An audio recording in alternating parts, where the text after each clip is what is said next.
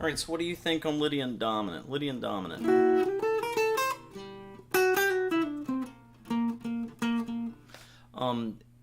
The way I was taught is you link these to chord shapes and you link them to a reference on the sixth string. So Lydian dominant is the fourth scale degree of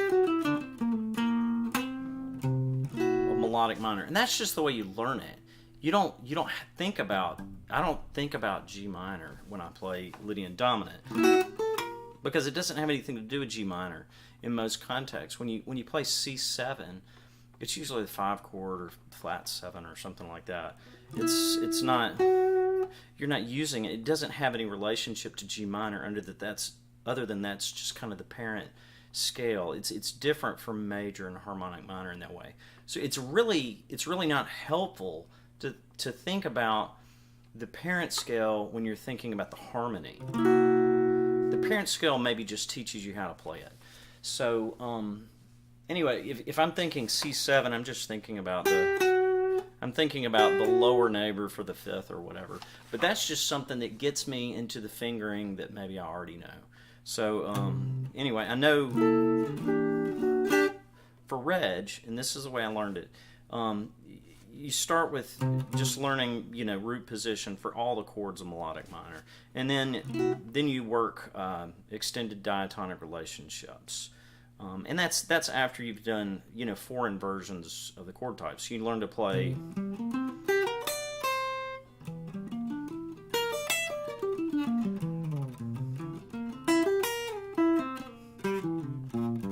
You learn just inversions of arpeggios and things like that. But then there's extended diatonic relationships. So for C7, you got you can play.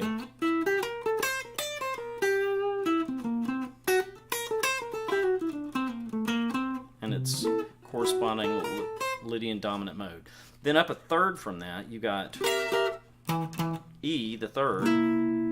But instead of just learning an inversion of C7 and thinking Lydian, thinking something different there, you can just play from that third mode, which is low green sharp 2. You don't have to think the name. That's beside the point. Don't be distracted by that. But anyway, rather than do something, I can play Lydian, and then I can, that's low green sharp 2. The arpeggio, that's E. That's a E minor 7 flat 5 arpeggio with a ninth, and so that's if I can play that low green sharp 2 as if it's kind of a C9. Well, I mean, it is a C9. It's a rootless C9 when you do that. You could do the same thing down a third and play off of A minor 7 flat 9,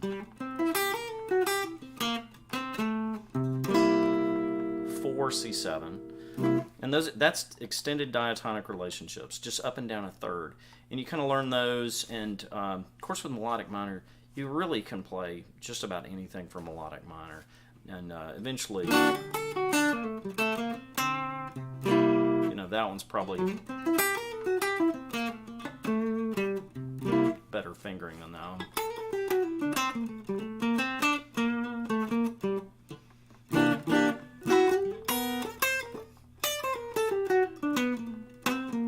Ugh.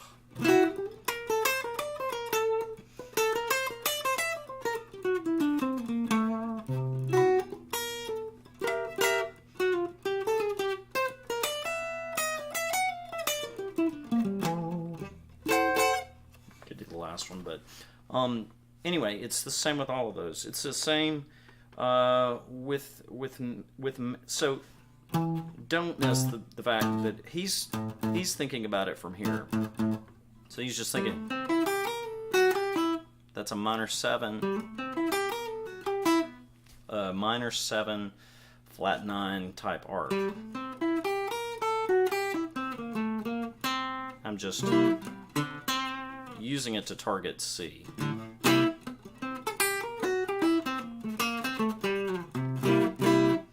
right, so the way you learn to do those is just doing one scale degree at a time.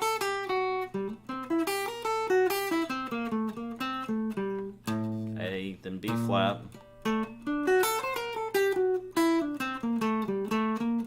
Major 7, sharp 5.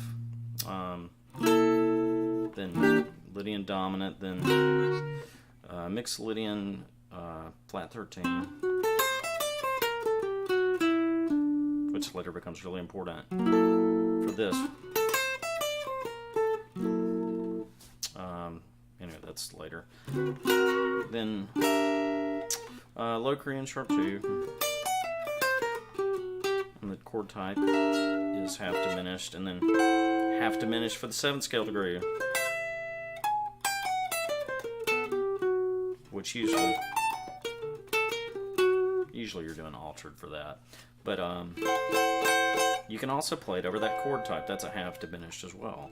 So anyway, once you've done that, for me, I never heard him say do this. It's real vaguely kind of implied on like one worksheet, and when I picked it up, it's one of those things that you read and you think, okay, that's just a little, but no, it's really important. When you start working on it, it's like it just opens things up. But anyway, what I do now, if I'm, and it's been a long time since I've worked melodic minor. It's been a couple of months since I've really done anything with this stuff. But when I was working on it a few months ago, it was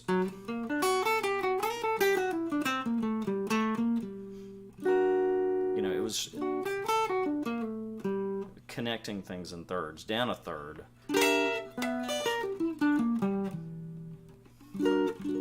but connecting it to the chord type of the moment, whatever that is. Then do the 2nd scale degree.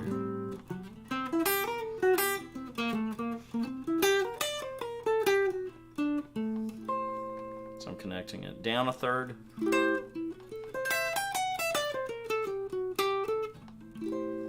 so I'm using that 7th scale degree shape and arpeggio to play A minor.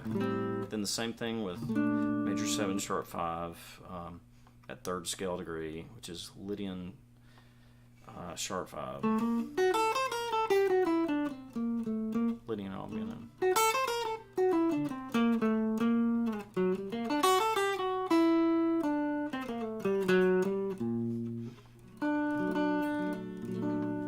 Which is awkward and horrible. Same thing.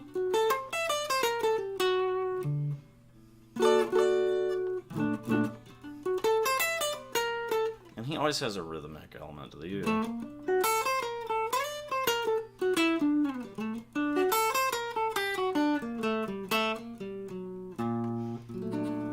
So then the Lydian augmented.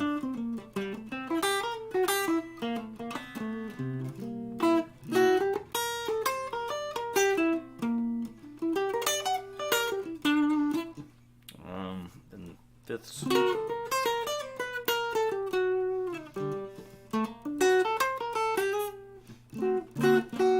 Never done that one.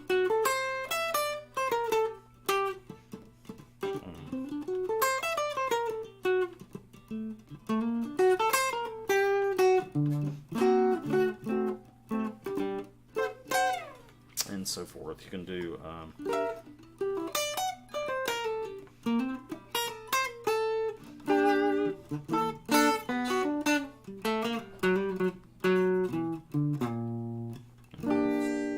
so each scale degree has its own thing, and once you start linking them to chord shapes and up and down, one scale degree is pretty easy. It's really connecting things in thirds. It just really opens stuff up. But you do the same thing in major.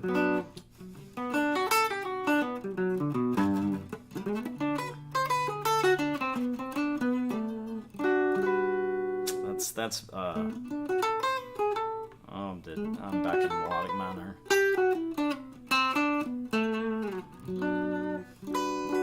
So I'm playing Phrygian for G. I'm playing B Phrygian.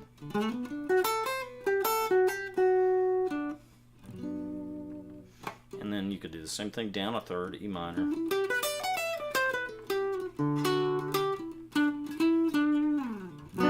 So anyway, there are some cool implications for developing our vocabulary from that, is that you can take targeting patterns.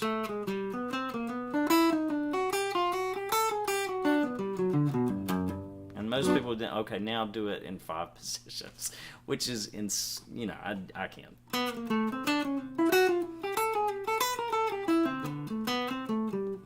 So that's the same thing in A minor.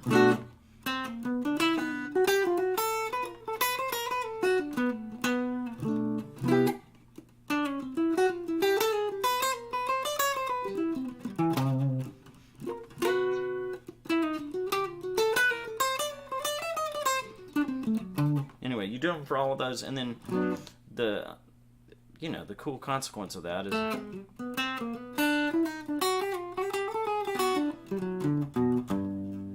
then you can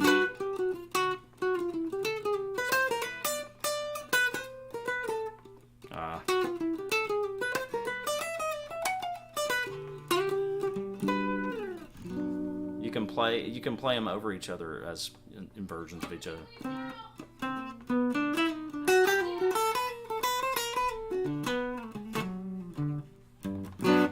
So anyway, I learned those originally. It took me about a week of just working through and adding them, and I don't know. I've never gone back and learned the actual, every position thing. I just I use B minor and E minor shapes to play G, and same thing with C. You can do the same thing with things like melodic minor. So you got. So if I do the same passing tone thing,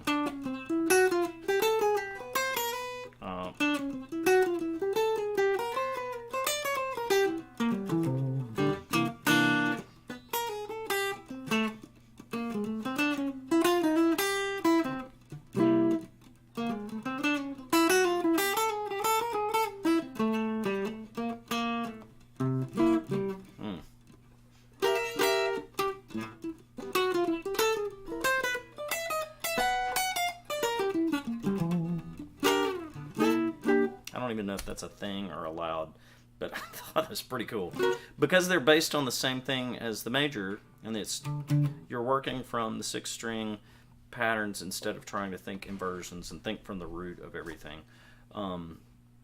You can, there's only one note different. So this is the same as that 5th mode of melodic minor is the same as it's Mixolydian. It's just got one note different.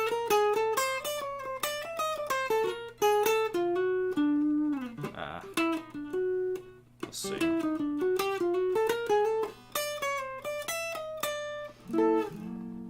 So I mean, it doesn't. Melodic minor doesn't really care.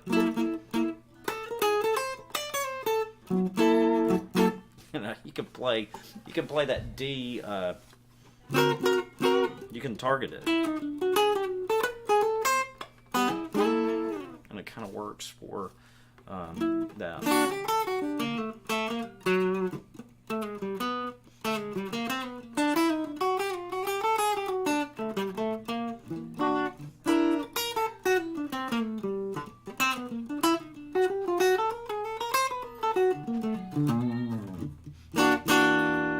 So that's pretty cool, and it's all from the 6th string root. You don't have to learn things in 5 places if you kind of do that extended diatonics. Pretty cool.